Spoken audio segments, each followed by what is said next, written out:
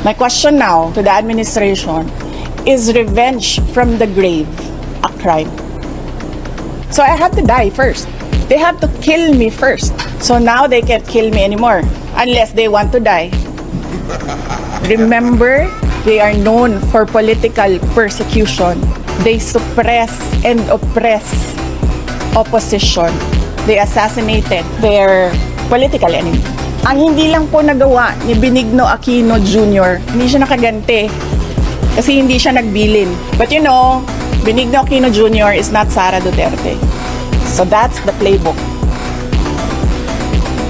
Yes, lahat ng galaw ko, lahat ng ginagawa ko, kung saan ako, alam niya, alam nila, ganito ang gagawin sa security mo, imo-monitor ka. Oh, that's one threat. But that is a possibility. You see what they're doing right now? They are undermining my security. Hindi ko pa dinidiscuss ang galing sa PNP. Diba, meron kayong mga naririnig ng akusasyon ng nakawan dito sa ating gobyerno.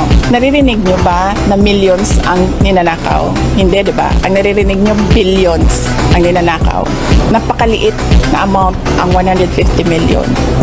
So bakit kami magnanakaw ng 150 million?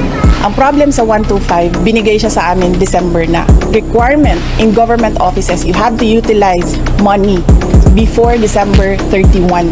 They cannot be divulged in public. It will compromise lives and security of personnel who are cooperating or who are nandoon sa kabila na asset. You cannot. That is why it is called confidential funds.